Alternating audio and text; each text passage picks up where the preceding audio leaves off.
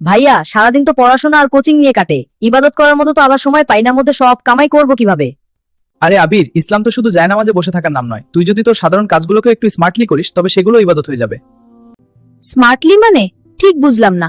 মানে হচ্ছে বুদ্ধিমানের মতো। ধর, তুই যে প্রতিদিন পড়াশোনা করিস, এটা যদি এই নিয়তে করিস যে বড় হয়ে দেশ ও দশের সেবা করব এবং হালাল পথে উপার্জন করব। তার মানে শুধু নিয়ত বদলালেই সব? একদম। এছাড়া আরো কিছু ছোট অভ্যাস আছে যা আমাদের জীবন বদলে দেয়। হাসি মুখে কাউকে দেখে মুচকি হাসা সুন্নাহ এবং এটি সদকা হিসেবে গণ্য হয়। যে কোনো ভালো কাজ, হ্যাঁ ঠিক বলেছো। বিসমিল্লাহ দিয়ে শুরু যে কোনো ভালো কাজ, যেমন খাওয়া, পড়তে বসা, বিসমিল্লাহ বলে শুরু করা। আচ্ছা ভাইয়া, সালামের প্রসার, চেনা অচেনা সবাইকে আগে সালাম দেওয়া। এগুলো তো খুব সহজ, আমি ভেবেছিলাম অনেক কঠিন কিছু করতে হবে। ধর, রাস্তায় জ্যামে আটকে আছি, রাগ হলো, তখন মেজাজ না হারিয়ে যদি একটু ধৈর্য ধরিস এবং মনে মনে জিকির করিস সুবহানাল্লাহ, আলহামদুলিল্লাহ। আলহামদুলিল্লাহ ভাইয়া, আজ থেকে আমি দৈনন্দিন কাজগুলোকে ইবাদতে রূপান্তর করার চেষ্টা করব। ইনশাআল্লাহ। মনে রাখবি, আল্লাহ আমাদের বড় বড় কাজের চেয়ে আমাদের নিষ্ঠা ইখলাস বেশি দেখেন।